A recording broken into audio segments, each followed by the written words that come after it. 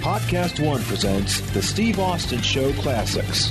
I'm fixing to continue my conversation with the one and only Jim Cornette. You can follow Jim Cornette on Twitter at the Jim Cornette, and you can check out his website, jimcornette.com, and you can check out his podcast, The Jim Cornette Experience, on YouTube, or what's it called? What it was, I can't even remember the goddamn thing it was. Fuck it, don't worry about it. I'm going to be on his show, and when I am on his show, I'll give you the 411 then. Jim's going to drop that information in the interview. It's part 2 of the interview. Let's kick back and visit with one of my favorite managers of all time, Jim Cornette. I'm talking to Jim Cornette here on the Steve Austin Show. Thanks, everybody, for tuning in. Let's talk about Big Boss Man for a second. Big Bubba Rogers. Yes. When he made his debut on TV, what was that, NWA or WCW? Well, NWA in those days. It was the WCW program, but it was still Crockett Promotion. Yeah, but anyways, I mean, good. That was the good shit, man. That was my favorite program of pro wrestling. And, boy, all of a sudden, this big sumbitch comes out, and he had those glasses on, the suit, and didn't say a whole lot. He's like, man, this is a big motherfucker. Who got him in the business? Well, it depends. Big Bubba Rogers was entered into the business by Dusty Rhodes, but Ray Traylor was broken into the business by Ted Allen. One of the Nightmares, and the guy who, Ted Allen was a Georgia native. He just passed away a few years ago, but he trained some guys up in Rome, Georgia, Marty Lundy, Arn Anderson's hometown. But basically, Ted would bring job guys to the Atlanta TV tapings on occasion, and one day he brought this big kid, Ray Traylor, who was 6'6" and 360 pounds, and had no tan, and didn't really have a great physique to him. And everybody's looking like, Jesus Christ, this guy is going to be a job guy. He's a giant. And I don't know whether it was Dusty's perverse sense of humor or whether they just drew straws and Dusty hadn't seen what the guy looked like, but he put Ray in a match with Tully Blanchard, and Tully on a good day, 5'10" and 205 pounds, right? Yeah. Tully's finish was the slingshot suplex. Yeah. And so, Ray told him, I'll take it. And Tully kind of looked sideways, but okay, well, let's go for it. What the fuck? Ray Traylor at 6'6" and 360 pounds took the slingshot suplex from Tully Blanchard at 5'10" and 205. And Dusty saw that and said, I'm going to do something with that boy. And took him off TV.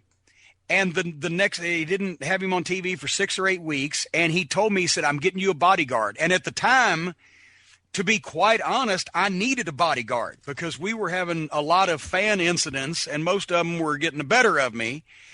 And, when I was on the floor, the boys are in the ring. So I'm like, I'm happy. I'm like, I don't care who it is. Give me a bodyguard. I'm happy. And then he showed me this big son of a bitch. And talking to Ray just instantly, and it's funny to call him Ray because I've called him Bubba even after he was boss man. Yeah. Every time I saw him, I called him Bubba. But he was a nice guy. He was fun to be around. He had a great sense of humor. He was into the business without being markish. But basically, he had like 12, 13 matches. That's it. And Dusty said, we're going to call him Big Bubba Rogers. He's going to be your bodyguard from Louisville, Kentucky, that your mama has sent down because all these bad wrestlers is trying to get a hold of you, right? And so, dressed him up in a suit and the sunglasses and the hat. And I came up with the Peter Gunn music. I said, this is great. Let's play it. Doon, doon, doon, doon, doon, doon, doon, doon, doon. And we could do that then because it was the Wild West. It was commercial music. What the fuck? And Dusty had him, the idea was that Bubba would sell nothing. He was impervious to pain. He was unstoppable, and he was building up himself a main event opponent while getting heat on me in the midnight at the same time because having this huge giant bodyguard with us. So it ended up Bubba, he basically put him on television. He had him sell nothing. Then there's the infamous time that Dusty hit him over the head. Remember when me and Baby Doll were going to clash at the Great American Bash, and Baby Doll was doing a workout to show what Magnum TA and Dusty Rhodes had taught her. And no, actually, I was doing the workout, and Baby Doll came in and belly to bellied my opponent, Randy Mulkey. And then Bubba's going to menace her, and Dusty comes in with a wooden folding chair, and point being, he hits Bubba over the head with the wooden folding chair. Now, he had told Klondike Bill beforehand, gimmick the chair so the chair will break, right? Okay. So when Dusty comes in, he hits Bubba over the head with his folding chair. The chair exploded. It horse-collared around Bubba's neck. Didn't even knock his hat or glasses off. And Dusty backs up for the first time ever. Dusty Rhodes, the American Dream, is backing up from somebody. Yeah. And Bubba just calmly took the chair off from over his head, took his hat off, took his glasses off, starts taking his jacket off. Here comes Magnum with a baseball bat. And the two of them together, I'm dragging Bubba out. He don't want to go, right?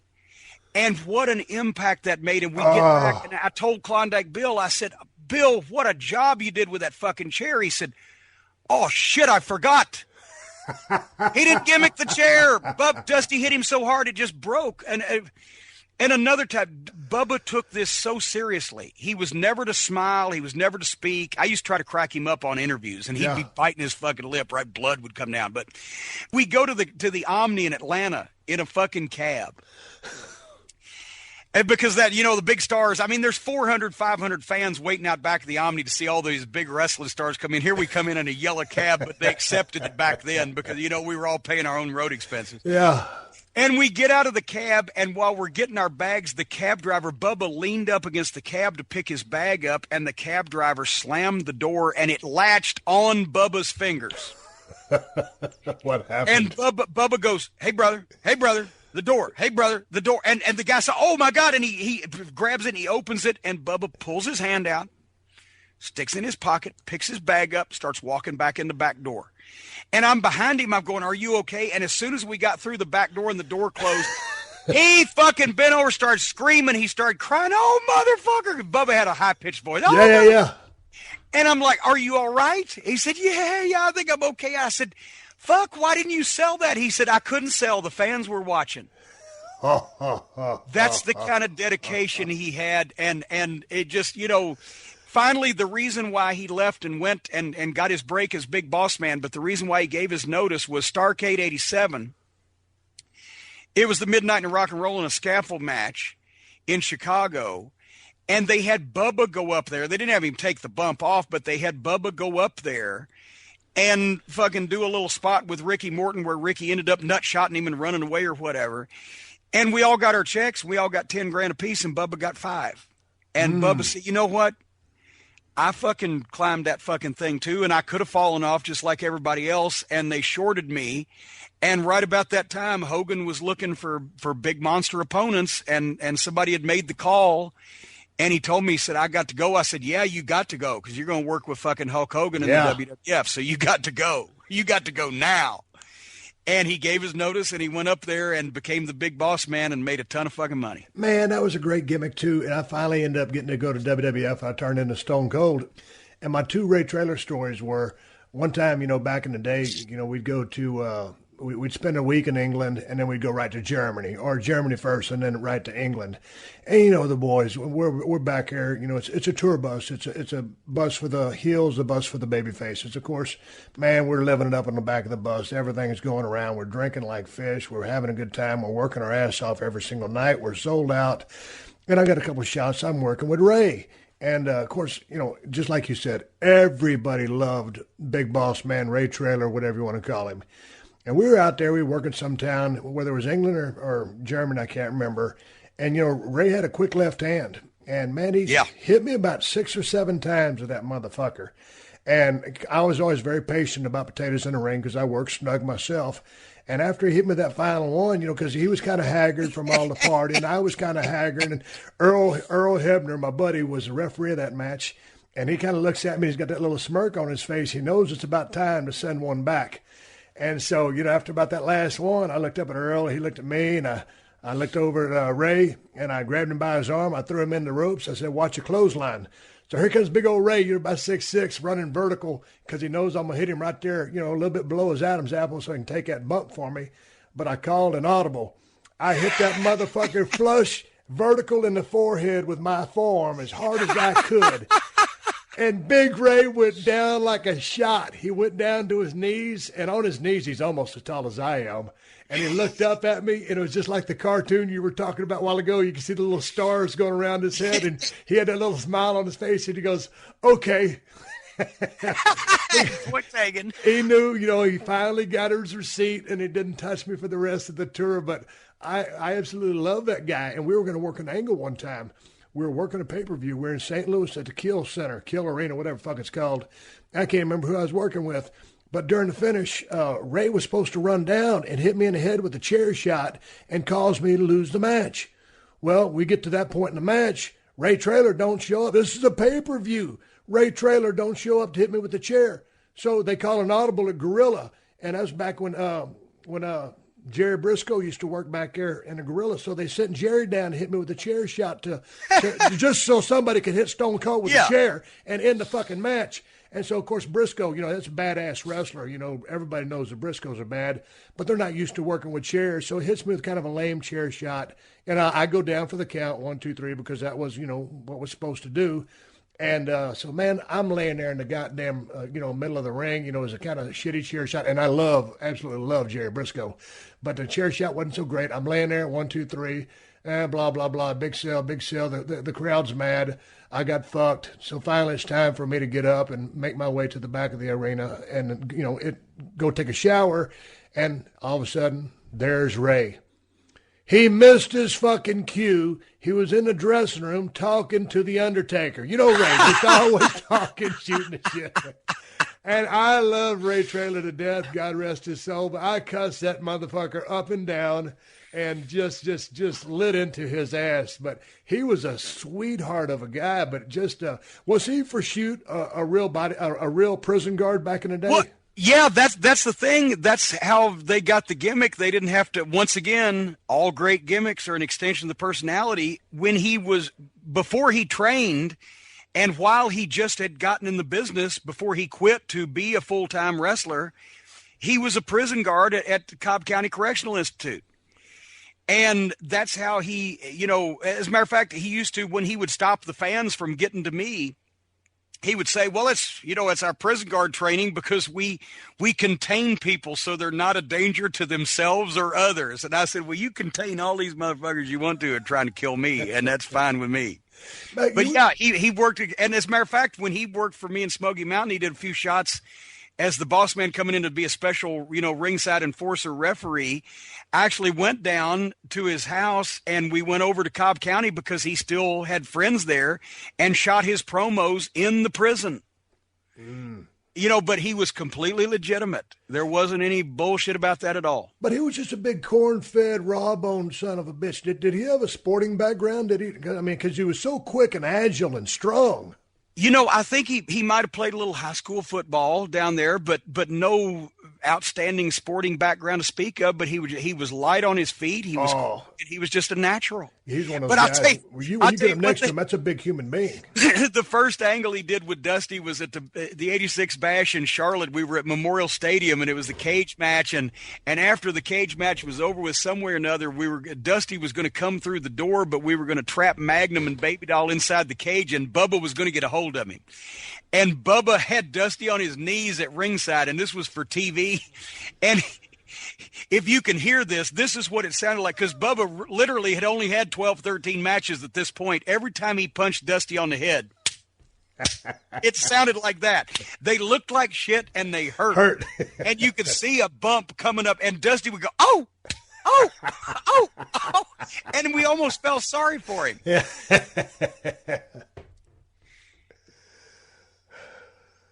Well, there you go. Hey, man, you brought up a name a while ago, a few minutes ago in a conversation, the Mulkey brothers. Tell me about the Mulkey brothers. Randy and, was it Bill? And Randy and Bill Mulkey. Randy and Bill Mulkey. Dude, give me some background on these guys. Well, Atlanta TV was noted in those days in the early and mid 80s for having some of the worst job guys in the history of wrestling. Some of them that could work but looked like shit. Some of them that couldn't work and looked like shit. Mike Jackson would bring some guys over from Alabama, but Mike was a good worker, but most of the guys that he brought with him weren't. And there was some local guys from South Carolina and Georgia, and et cetera, but a few of them attained legendary status. And George South, who was an excellent worker from Charlotte and still works to this day and you know, did not fit in the category of bad job guy. He was the guy that was so good. Flair always wanted to have a great match with him, and they'd get mad at Flair for doing so much with George South because he was only a job guy. But he was a great worker. But Randy and Bill Mulkey were from Anderson, South Carolina. And Randy, I believe, was the first one in the business, and he was the more physically impressive of the brothers at like 5'10" and 200 pounds maybe, and didn't have a muscle that showed. And his brother Bill was a couple inches taller and about 20 or 25 pounds lighter. And as I said about him one time on commentary, if he'd have got a sunburn, he'd look like a thermometer. They were fishy white pale. They had bleached blonde hair. They had no physique.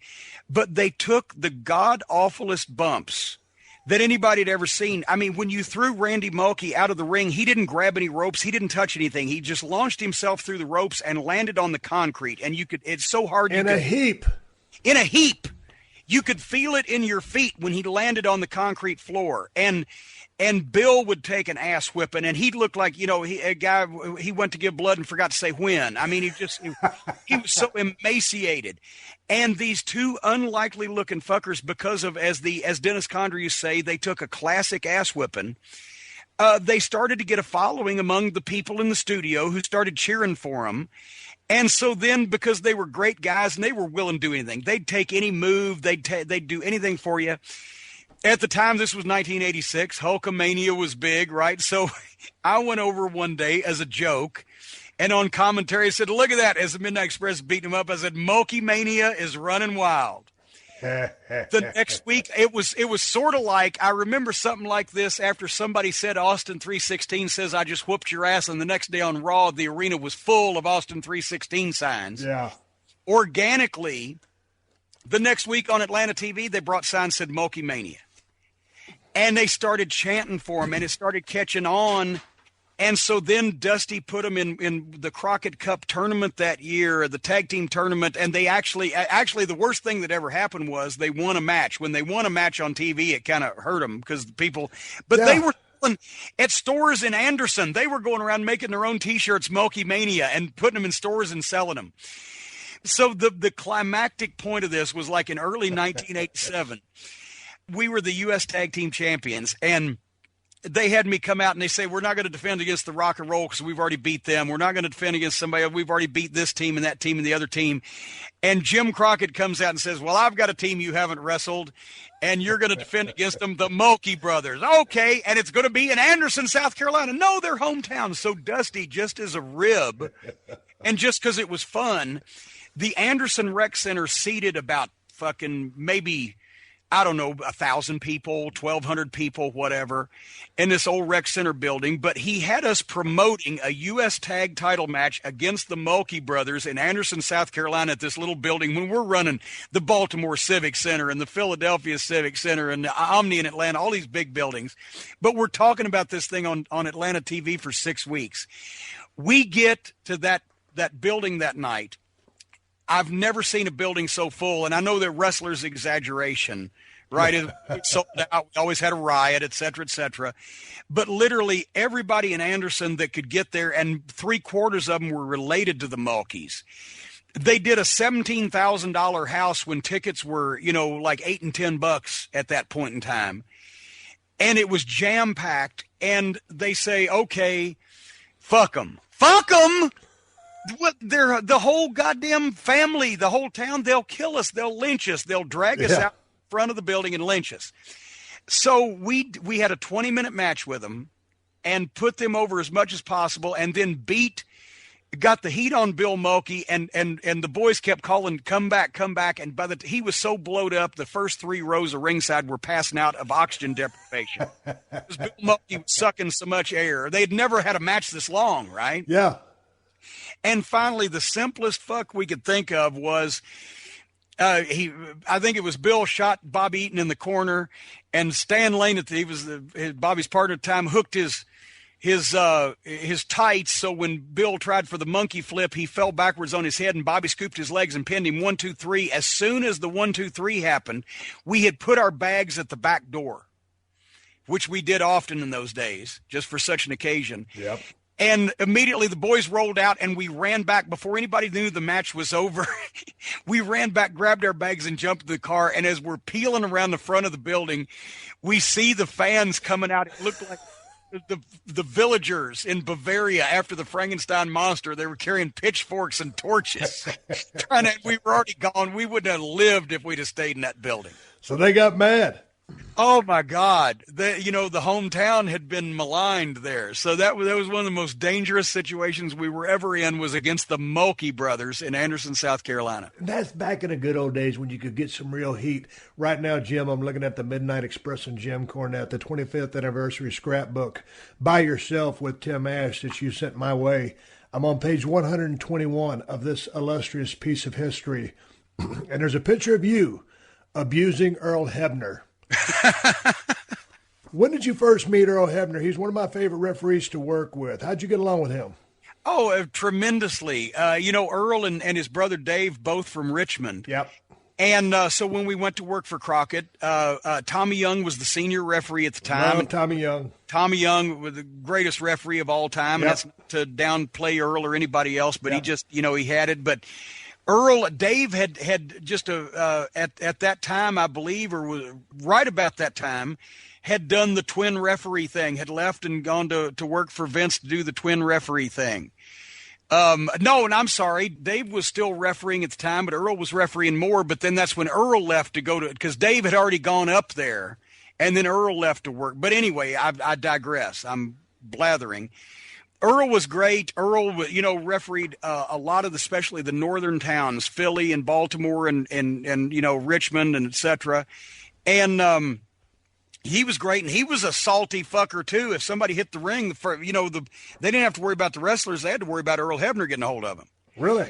I've seen him many times. He'd take a guy down and immobilize him.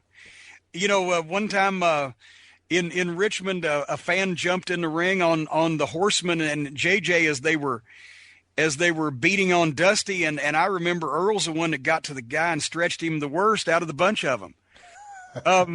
Arn tried to kick the guy in the face, but he ended up breaking JJ's fingers because JJ was trying to get his fingers in the guy's eyes to stop him. But yeah, Earl and Dave Hebner both, to this day, I think they're some of the funniest guys in the wrestling business. You're listening to another classic episode of The Steve Austin Show, only on PodcastOne. Steve Austin Unleashed. Hey, man, last week we talked about some of the colossal fuck-ups you've seen in your time in wrestling. You traveling around with the Midnight Express and working so much with the rock and roll, the Fantastics, all those guys, and just being back there in that day, you had to see a shit pile of good ribs. You got any good rib stories for me and my listeners? Oh, my God. It was a big deal in the Carolinas, and I won't mention the guy's name because he's still happily married, but Ric Flair was behind it. But it was a big deal in the Carolinas in the old days because the same cops worked all the matches, right? And so you got to know the cops, and they were legitimate city police officers. Well, it was a big deal back in those days for them to come in and arrest a guy in the locker room for statutory rape or some horrible offense and take him out and put him in a cop car. And it got me going, I didn't know that they were 17 and blah, blah, blah. One time they did it to me because I was wrestling with, I was managing Midnight. They were wrestling Dusty and Magnum in Charlotte. And I poked Dusty with the tennis racket. And here came this fan that we didn't even see. And I had two cops sitting behind me, squatted down, sitting on the railing behind me. But this guy ran from such a distance that he basically hurdled the rail and the two cops and just drilled me right in the back of the head with a straight right shot. And it would have knocked me out if I'd have saw it coming. Yeah. But it just, and then he grabs me in a headlock and he's trying to get to me and the cops are trying to pull him off. And I can't get separated from him enough to get a swing with a racket or a fist or anything because he's got a hold of me and it's a big clusterfuck. And here comes Dusty. Dusty's going to save the day. Dusty comes through the ropes and cross bodies all of us. Me, the Mark, and like 6 or 8 cops, and we all go down. And when we get up, I see I'm going to get one shot at this motherfucker, right? He got one on me. I'm going to get one on him.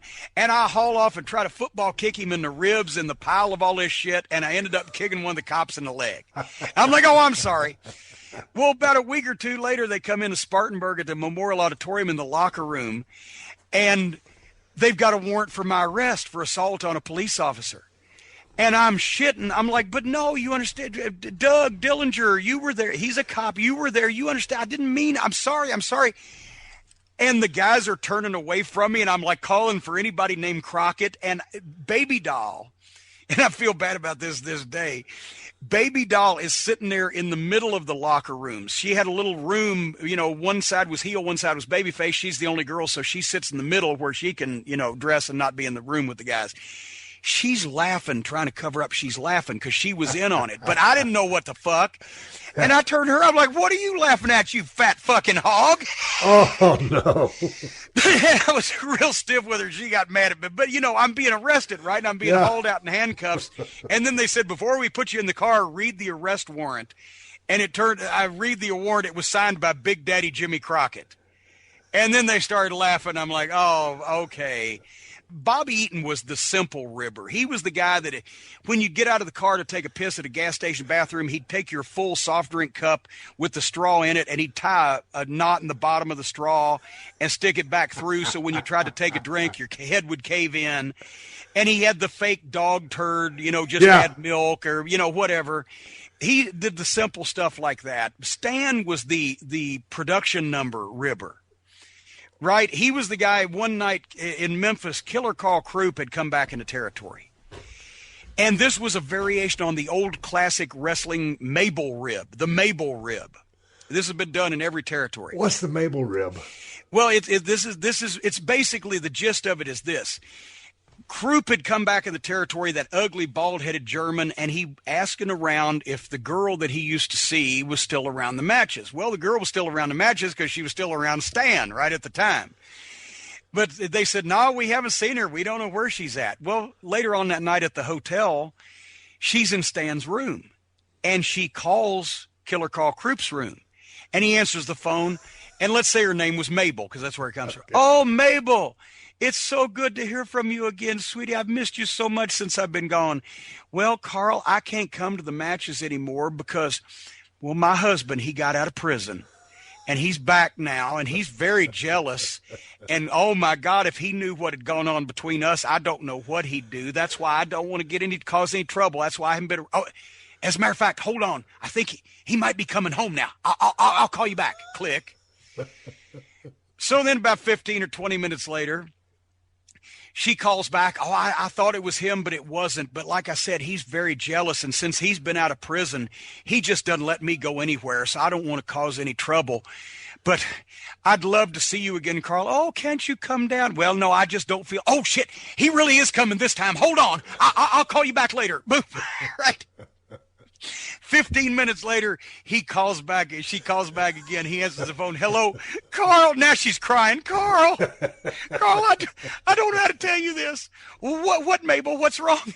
Oh, Carl, he caught me on the phone. He's so jealous. He knew I was talking to somebody, and he made me tell him who I was talking to. And you did? And he made me tell him what we've done. You did? And he made me tell him where you are. You did. And Carl, he's got a gun. This time Carl's the one that hangs up the phone. Stan and Mabel run to the fucking curtains because they can see across the breezeway where Krupp's room is, right? Here he comes out of the door carrying his bag with a pair of shorts and flip-flops and his shirt over his shoulder, running to his car, gets in the car and drives off and never comes back to that hotel room. They see him the next day. Stan sees him the next day in the locker room and is like, Carl, hey, did you have a good night? How did you sleep? Oh, yeah, I was fine. I just decided to come over here, get the trip out of the way. That's the Mabel rib. But, I mean, there were endless. There were so many. Mr. Fuji, He actually, in the Knoxville territory, he went so far as to spend like $1,000 one time to rib this guy. The guy came out of his apartment, got in his car, stuck his key in, and turned it, and the engine didn't turn over. And when he got out to look under the hood, it was because there was no engine. Fuji had a guy come and take the guy's engine out, and then later on paid to have it put back in, but just to see the guy's face when he opened his hood and all he saw was parking lot. Hey, what was the deal with Bobby Eaton back when we were in WCW? Me and Bobby Eaton and Dustin Rhodes, center stage. There's one of those hallways back there. We always used to dress back there. And, Bobby Eaton always used to travel with that duffel bag. Yeah. And it was like a convenience store. And Bobby, it gets like, God damn it, boy, what you need? Toothbrush? Oh, I got a toothbrush. Toothpaste, bubble gum, a sewing kit, whatever you needed, Bobby had. He was one of the nicest guys in the history of the business.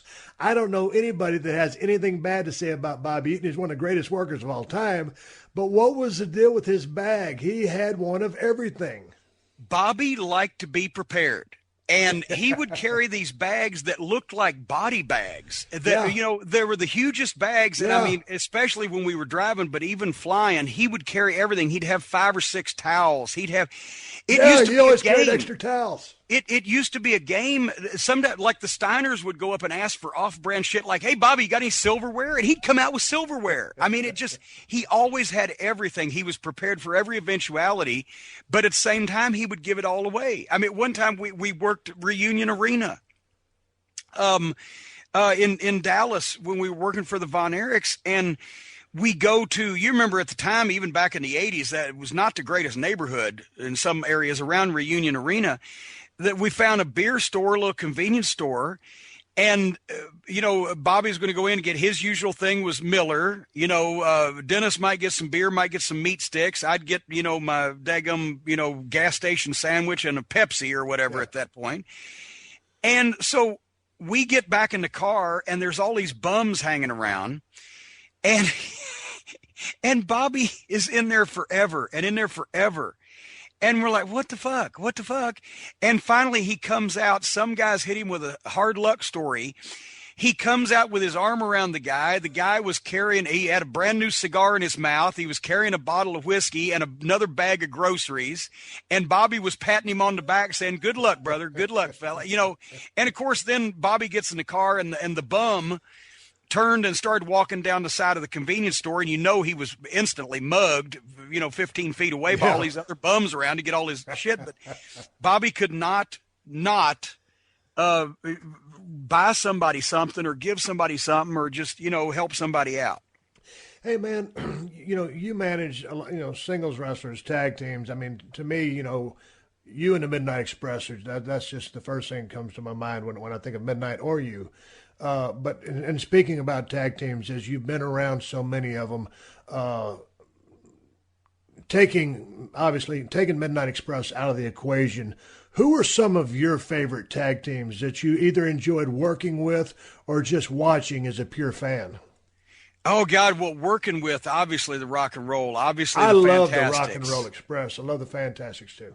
The Rock and Roll, you could start a riot because Ricky Morton could sell to the point where, and also when he would sweat and the sweat would be running down his face and he got that pained look on his face, it looked like he was crying. Yeah. And he would reach out to the people in the front row and with his hand and he would mouth the words, help me. And they would. And he was a good looking, he was a good looking guy. And he was just, he could really place himself he could be very vulnerable. As fiery as he was, because they both had great fire, but Ricky could sell his ass off. Yes, and that's become a phrase, selling like Ricky Morton. Yep.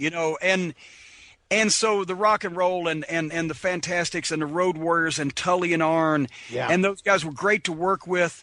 As far as who I liked watching, I didn't get a chance to see them live in person, but I've seen films. Stevens and Bockwinkel to me were fantastic. Ray Stevens and Nick Bockwinkel in the AWA. I always enjoyed one of my favorite tag teams, and actually a team that nobody really remembers because they were always on top in main events in Tennessee. Back in the 70s, Tennessee was 3 different territories. It was the Memphis End for Jerry Jarrett. It was the Middle Tennessee territory for Nick Goulas, and it was the East Tennessee territory for the Fuller Southeastern Wrestling. And Phil Hickerson and Dennis Condrey were my favorite heel tag team to watch. Phil was an old redneck, pot-bellied fucking guy that could cut a heck of a promo and threw a mean fist, but he could move. And Dennis was his younger and smaller partner, but they meshed perfectly. And they spent about 5 years rotating between those 3 Tennessee territories, always main eventing, but they had great matches with everybody.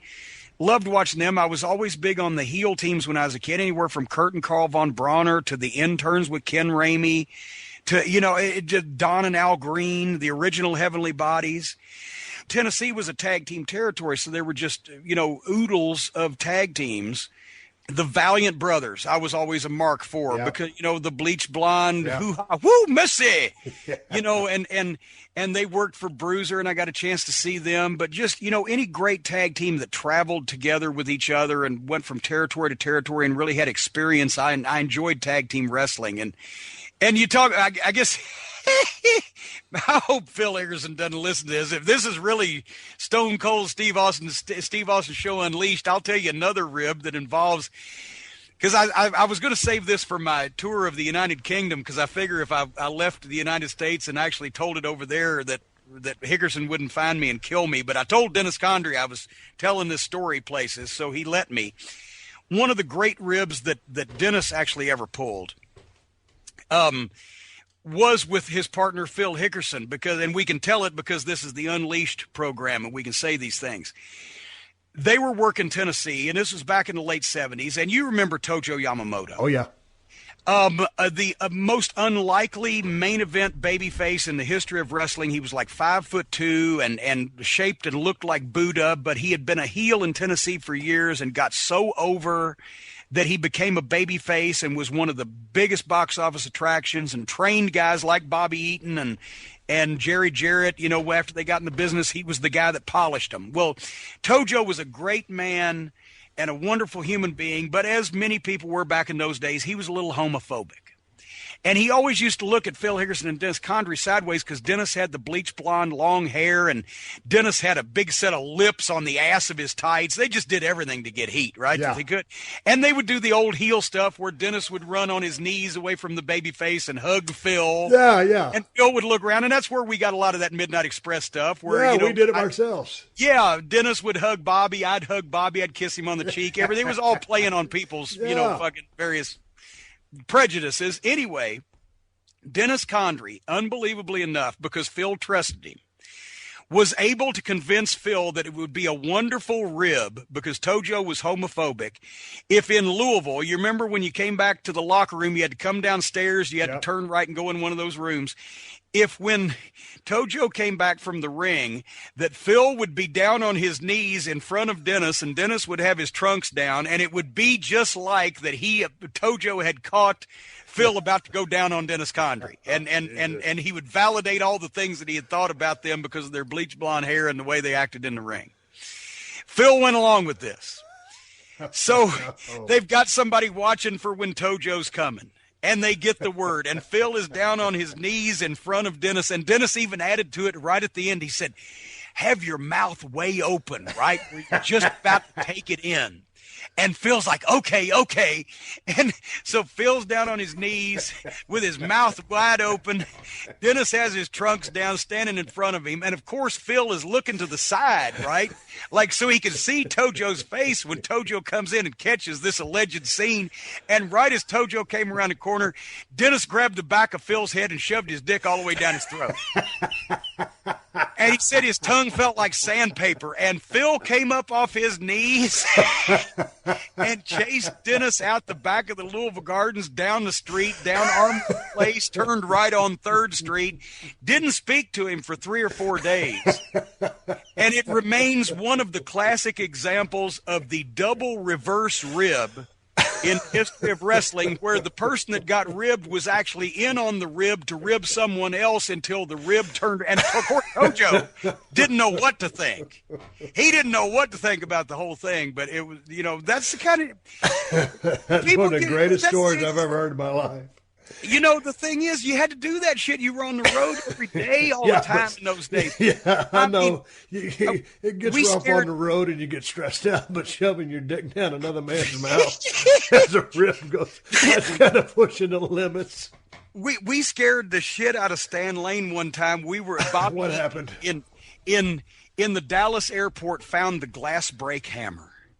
And the glass brake, I still have it in my office to this day. It looked like a judge's gavel type of thing, but It took batteries. And if you tapped it, it had a speaker on the side and emitted the sound of glass breaking, right? So we got to be able to get some mileage out of this. So we'd flown into Dallas, and we got that, and we didn't tell Stan Lane about it. So we're riding back from the show that night, wherever it was outside of Dallas, going back to our hotel, and it's about 1 o'clock in the morning, and you know those old Texas roads, and we're going through, and all of a sudden we say, well, here, this town, Stan, when Dennis was part of the team before you joined us, why, we ran a spot show for the Von Erichs in this town and at the high school, and we were leaving, and son of a bitch, wouldn't you know, one of the fans was so mad he threw a brick right through Dennis Condry's windshield when we were leaving his town. And, well, wouldn't you know, there's the high school right there. And as Stan turns around, I've had this hammer for 140 miles, right, in the back seat. Bobby's driving for once. And as Stan turns to look at the high school, I hit that glass brake hammer on the fucking window right next to his head, and that glass breaking went off. He jumped backwards into Bobby's lap and broke into a kung fu stance, and I thought he was going to shit himself. We used to use props and shit like that. And it broke up the monotony. You had to do something, but it wasn't like Bad Ribs where we like destroyed people's property. No, like that's yeah, that's the kind of. I never was big into the ribs. I certainly didn't like getting ribbed, and I didn't really rib anybody, but I certainly enjoyed watching ribs. But the guys that ribbed with malicious intent, you know, that wasn't what it was about. It was about making the guys laugh and entertaining each other. I got a quick Tojo story. I just, I'd been in Dallas for like 2 months. They were beating the shit out of me on Friday nights and Saturday mornings in the Sportatorium. And then I was working full-time on the freight dock, and that's when I asked Jerry Jarrett, hey, when can I start working full-time? And he says, hell, Steve, I think you're ready now. I wasn't, but he said, I think you're ready now, so you're not going to argue with the promoter, right? So a couple weeks later, there I am driving to Mid-South Coliseum. And one of the guys, when I broke in, broke in as a babyface. And one of the guys that would come in from Tennessee, they would let all the heels get heat on me. Here I was, a young, good-looking cat with long blonde hair. One of the heels that used to kick the shit out of me on occasion was one P.Y. Chuhai, which is Phil Hickerson you spoke of in the rib. But going back to Tojo, I remember Tojo watched a few of my matches. And he goes, come here. And, you know, like you said, Tojo, big as a minute. And he says... he goes, you need to learn how to sell. And, you know, I'm the young guy, jacked up, 2 months in the business, don't know where to shit or wind my watch, still, you know, trying to be a tough guy in the ring and not wanting to be vulnerable, the exact opposite of what you want to be as a baby face. So, you know, Tojo said, grab my ear. And I said, what? He said, just grab my ear. And he showed me, he grabbed my earlobe. So I reached out and I just barely grabbed Tojo's earlobe. And he just... put his hands up to his head, and he, you know, made that face like I just almost killed him. That's how bad me touching his earlobe. And he goes, that's sell. And that's when a fucking light bulb went off in my head, and I was like, oh, I get it. You know what I'm saying? Tojo taught me, you know, really how to sell by letting, you know, me grab his earlobe and him showing me how painful it was. If the people in the goddamn crowd can't see that this stuff that is happening to you is hurting and affecting you, they don't give a flying fuck. Well, exactly. And, you know, that's why they always used to give the young kids to Tojo to season because, you know, Bobby broke in just by, you know, setting the ring up when he was 14 and practicing with a friend of his. They ended up teaching themselves. He was never formally trained, and he ended up starting to do jobs under a mask on TV when he was 15 years old, the Brown Bomber, and then... you know, then he got a spot with Nick Goulas, but they would give Jerry Jarrett was trained by Tojo then, and Bobby Eaton was trained by Tojo, and so many of the Tommy Rich, so many of the young guys with Jerry Jarrett. he would ride with Tojo, and Tojo would grab Jerry's ear and fucking crank down on the earlobe. And Really? Jerry would go, oh my God. And he would, see your face? Look in the mirror. See your face? Now you make that face no pain, you sell. Right? That was, and he would break it down, like you said, to the simplest of terms. And Tojo could start a riot with a toothpick. He, especially in the old days of the small town shows, when he was a heel, he would have the baby face down and get a wrist lock on him, and he would take a toothpick out of his tights. And the referee, of course, couldn't see it because it was behind the, he was using his body to block it, right? Behind the referee's back. He would take the toothpick and he would be starting to dig under the babyface's fingernail, and the babyface would sell and scream, and then he'd put the toothpick back and he'd take it out again and he'd do it again. And after about a few minutes of this, people would be climbing over the rail to get this no good, evil Japanese son of a bitch to stop using this toothpick on the babyface's fingernails. And he was such a master of psychology. He looked like nothing you would imagine that a wrestler should look like, but he had so much heat from when he was a heel doing things like that when he switched babyface, people said, okay, now finally he's going to beat up the guys we don't like and do all these horrible things to them. And then he'd hit him with the heels with the wooden shoe, or he'd use a chop and they would fly. And he was an institution to this day. Once again, when you ask people in Memphis, name a professional wrestler, generally, it's Jerry Lawler, Sputnik Monroe, Tojo Yamamoto, Jackie Fargo. Right. That's who they name rather than Hulk Hogan or Ric Flair or whatever, because it was it was like El Santo in Mexico. Yeah. It wasn't just showbiz then. It was a cultural identity of that part of the country that those wrestlers were the big sports heroes. Hey, one time quick Tojo story. One time we were wrestling Nashville at the fairgrounds Saturday night. At the most, he carried that briefcase. And Tojo obviously was a veteran. He always, kept his head on a swivel, but this time he did not. And he had so much heat. There was this old lady, I guarantee you, Jim, she had to have been damn near 90 years old. And you know how those old people love their fucking wrestling. And this was back when wrestling was still real, quote unquote. You know what I'm saying? And Tojo wasn't watching what was going on. I was there on the ringside, and all of a sudden I look up. Next thing I know, that old lady had gotten up, picked up her chair, folded it, and hit Tojo just like you hit a nail with a hammer, just hit directly down on the top of his skull. And damn near knocked poor Tojo out. And you could see the goddamn stars kind of flying over his head. And, he maintained his composure. And the security guard, whatever it was, got the chair from the old lady. They basically just sat her down, didn't remove her because she was 90 years old. But that lady knocked the flying fuck out of Tojo. It was the damnedest thing I'd ever seen. That's what I miss so much, I guess, about the business is people taking it seriously. Well, because the atmosphere was so different. But the people within the promotion have to take the storyline seriously to begin with. Yeah. And that's where it starts. But yeah, man, I mean, god dang, when I watch something, I want to believe what I'm seeing, but what I'm being presented has to be, perceived as real or presented as real. You and I were talking yesterday. Goddamn, we fucked off 2 hours of because of my technology problems of a podcast, and we keep calling each other. And as soon as we start talking, we can't stop talking. But you and I were talking about UFC the other day because you left me a message that you were watching the pay-per-view. I was watching the same one too because I'm a big fan as well. And we were talking about UFC does a lot of things these days better than pro wrestling, when pro wrestling is basically what the UFC is doing now, but it was the fucking work. Yeah. Right now, the most successful pro wrestling promotion in the world is the UFC because they hype the fights the same. The whole concept is basically, it's so simple.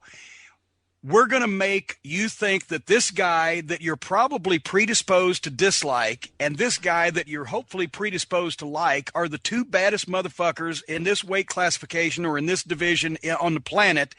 And we're going to put them in a trajectory to meet each other, and we're going to sell tickets to see the fight and what's going to happen. And then they trash talk each other. not over the top, but enough to be believable. There's a grudge, there's an issue, they hype their fight, and they have their fight. And the fact that it happens to be real is the only difference between that and old-time pro wrestling. And, you saw it in the reactions of the crowds. In the arenas, you see it. That Mark Hunt and Bigfoot Silva fight was a double juice Memphis main event brawl, and the people were throwing the babies in the air, just like it was Jerry Lawler and Terry Funk. And, literally, I've seen insane things. In Louisville one night, literally a woman went into labor, and the EMTs had her on a stretcher, and she would not leave to go to the hospital until she found out who won the main event between Jerry Lawler and Bill Dundee. Christine Jarrett had to talk her into letting them take her to the hospital. And another time, a guy that had escaped from the city jail, actually went to the wrestling matches and got so wrapped up in what was going on that he hit the fucking ring, and they caught him. If you've escaped from jail, chances are you want to stay as far away from the cops as possible. Yeah. But in this case, he got so wrapped up on what was happening, he hit the ring to help the babyface out, and the cops grabbed him, took him back to jail. You think the business will ever change? You think it's too far to the side that it is? And I'm not going to be derogatory because I'm still a part of the company. I still love wrestling. But, okay, I'll speak. I think if you start taking yourself and your storyline seriously and weed out a little bit of the comedy, people will start taking the product seriously again. I think that, as Dutch Mantell, who we've both learned a lot from, yes, has said, you can't put the toothpaste back in the tube. Right. I don't think it's ever going to be what it once was in terms of the people taking it completely seriously. And some people, and I'm not going to go off on a Russo jag here, but Russo was just so gobsmacked to hear one time when we were talking in the car, when we first met each other, we actually did associate and ride together and speak to each other and everything. He couldn't believe, he looked at me like I had steaming turds hanging out of my mouth when I told him that people used to think wrestling was real. Because he grew up in New York and it's the center of the universe and everybody's the smartest people in the world there is what he thought. And that, oh no, I said, just because people in your backyard didn't take it seriously doesn't mean people anywhere else didn't take it seriously. But he couldn't look at it from that standpoint. He could never approach it from that philosophy.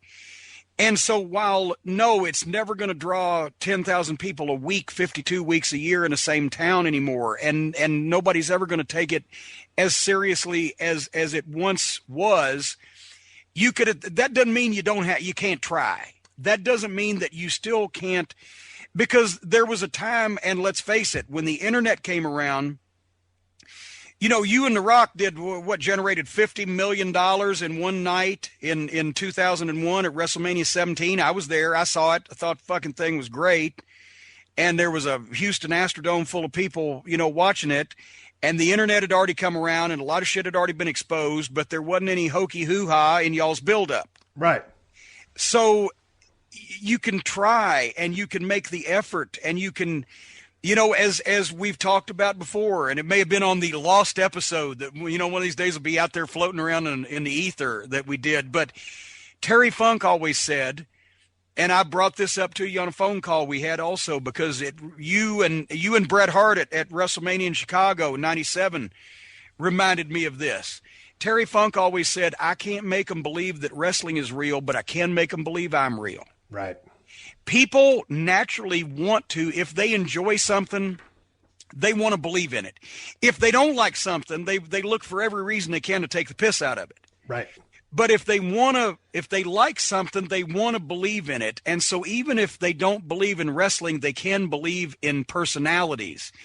And if anybody's given the opportunity to play it straight, if anybody's given the opportunity to present themselves as legitimate, and then if they have the talent to do so, yes, there'll always be drawing cards, but sometimes, unfortunately, it's this guy sells tickets in spite of his push rather than because of his push. Right. And that's the sad thing. It is. Again, going back to the Dutch Mantell thing, you can't put the toothpaste back in the toothpaste container, but it is what it is. Man, I'm just a fan of serious wrestling.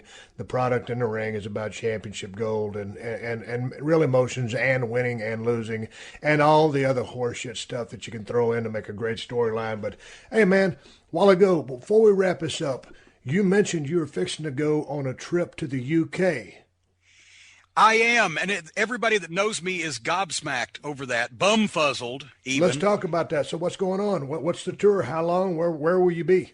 Well, the reason I have never appeared in 30-something years in wrestling, I have never appeared outside the continental United States and Canada, because everybody knows that I shake like crazy when I'm on a plane. I'm claustrophobic. I'm a free perspirer. I'm a control freak. I'm afraid of heights. The whole thing, being in a metal tube going 500 miles an hour, 5 miles over the ocean, for hours at a time is not my idea of fun. But having said that, my wife loves England and has always wanted me to take her there. So that plays a part in it. But Alex Shane, who does Wrestle Talk TV, and a guy named James Dixon, who's written a number of books and wrestled over there, they contacted me over the summer and we started talking. And besides a generous financial offer, I got started thinking, I haven't been on a plane in 10 years now. And how shitty must my luck be if I take 2 plane flights and something happens on one of them after I haven't been on a plane in 10 years? Maybe I deserve it. And so we put the tour together, and we're going to start off February 17th in Glasgow, Scotland. And we're going to do Manchester and Birmingham and London at the Leicester Square Theatre, and then up in Cardiff, Wales. It's going to be one-man shows, sort of like Mick Foley says. I don't want to call it stand-up. I don't know if it's Q&A. It's me doing what we do, what we're doing here. Right. Answering questions, talking to people, meet and greets. It's like it's going to be the Bruce Springsteen of Q&As, because I will not leave the stage until I'm covered with sweat and everybody's physically spent. It's a once-in-a-lifetime opportunity. I'm also going to do a couple of VIP dinners and a couple of wrestling school seminars. I'm going to be over there for a couple of weeks. We're going to get some vacation in also, and I'm really looking forward to it. It's something I've never done. I want to visit some of these places. It's the Jim Cornette Experience Live, but we're calling it, for all you Sex Pistols fans out there, a corny in the UK. And you can go to jimcornettelive.co.uk for tickets and information, or if that's too much to remember, just go to jimcornette.com and click on events and appearances on the UK tour, and it'll take you right there where you can buy tickets for the meet and greets. We're going to have merchandise available. We're shooting these programs. We're actually even talking now about doing a documentary, because people think there's probably going to be some entertainment value out of me not only driving on the wrong side of the road, but also seeing some of these things for the first time ever at past 50 years of age. So that it's the end of the last 2 weeks of February. We're going to have a ball, and I encourage everybody, if you're in the sound of my voice over there in Scotland or the UK, to check it out and come see me. Come up and see me sometime. I promise you won't be disappointed. We're going to bullshit to the end of bullshit. So how long can the shows last? You got to have kind of a set time to get in and out of the building. We do. They're actually making me take an intermission because the buildings want to sell, concessions. I'm like, once I get cranked up, but we're going to take a break in between. But we're looking at 2 to 3 hour deals by the time, plus, meet and greet either before or afterwards by the time that everything gets started and gets finished. And it's I promise everybody they're going to get their money's worth, because it's not like that I've, been there often in the past, and it's not like I'm going to go on a regular basis in the future. So, and me, I'm there to do what I need to do until everybody's happy and smiling. That's the only way to do it. Especially if they're spending money. They need to get something out of it. And plus, think of all the pussy I'm going to get for taking my wife to England for Valentine's Day. Because, thing is, she'll cut you off in a heartbeat. I mean, I know a few guys she's cut out completely. So it's. But thank you, one and only Jim Cornette. Hey, right here in my hands. Listen, let's keep doing a couple more plugs before we ride off into the sunset. You sent me 2 books. I've been looking through them. I'm looking through Rags, Papers, and Pens. It's the merchandising of Memphis wrestling by Jim Cornette and Mark James. Also, the Midnight Express and Jim Cornette. It's the 25th anniversary scrapbook put together by yourself and Tim Ash. And, man, I'm not much of a reader because I'm a little bit ADD to your OCD, but I love looking through these old pictures. And so where can these fine human beings that roam our planet find this stuff, Jim? You can go to jimcornette.com, and both those fine publications are available. Rags, Paper, and Pens is not only the history of the merchandising of Memphis wrestling and tells the firsthand story of how I got involved in professional wrestling as a photographer, but we reprinted programs and pictures back to the 50s all the way through the glory period of the 80s, and stuff that hadn't been seen in a long time, and how that the top wrestlers in the glory days of Memphis wrestling were making house buying money off those little $1 and $3 pictures that we sold at the merchandise table every week at the matches. And Rags, Paper, and Pens, the title comes from Sputnik Monroe, because he always used to say, there go the baby faces selling their rags, paper, and pens out there. And it stuck. And then the Midnight 25th Anniversary Scrapbook is basically a rock and roll tour book and a wrestling souvenir fan book with the date and the place and the result and the opponent and the gate and the notes on every match the Midnight Express and I had as a team for our 7-year period, plus a lot of color, paycheck stubs, memos, behind-the-scenes stuff that you didn't get a chance to see in those days. It's a unique look at a unique tag team, and I did it for our 25th anniversary. Actually, this year, we just passed our 30th anniversary. We had the first Midnight Express match in November of 1983. I still have a few left. They're going fast, but you can get them at jimcornette.com, and I appreciate the plug, Mr. Austin. Well, you know what? We're just coming up shy of the 2-hour mark. It's time to ride off into the sunset. And, hey, the Jim Cornette Experience, your podcast. If you ever need an old wrestler with a bald head and a goatee, give me a yell. I'll come on your show sometime, plug some of my shit. Well, funny enough, imagine that you mentioned that. I wasn't going to hit you with it out in public here while we had a good string goddamn, going. I don't give a flying fuck. This is Unleashed, goddammit. Well, in that case, if you're willing to do it, just folks, if you keep watching at the Jim Cornette on Twitter or jimcornette.com or MLW.com for MLW Radio, the Jim Cornette Experience, you will probably in the next few weeks be seeing that old broken down, bald-headed wrestler coming back out of the sunset and joining me on the Jim Cornette Experience, where I get to turn tables and ask you a bunch of shit. Hey, that sounds great to me. And whenever you're ready, you just let me know, and we'll do it. We're going to be booking it soon. Trust me. All right, Jim, I appreciate you doing the show 2 weeks in a row. We got it all locked down. All your levels have been good. This is a successful endeavor.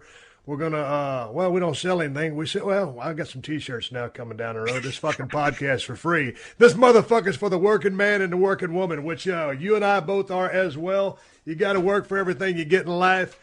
Jim Cornette, it's been a pleasure talking to you. One of my favorite managers of all time. The Midnight Express is one of my favorite tag teams of all time.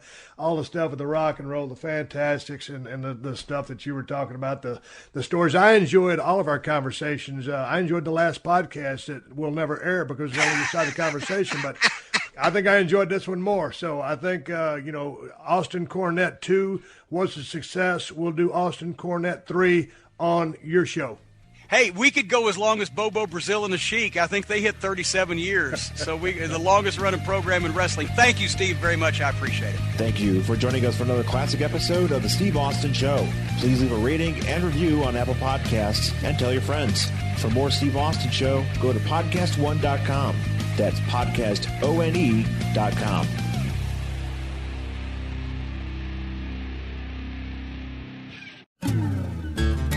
Hey, Friday Night Lights fans! It's not only football. Friday Night Lights and Beyond is an episode-by-episode discussion of the hit TV series Friday Night Lights, hosted by yours truly, Scott Porter, who played Jason Street on the show, and my two wonderful co-hosts. Me, Zach Guilford, a.k.a. Matt Saracen.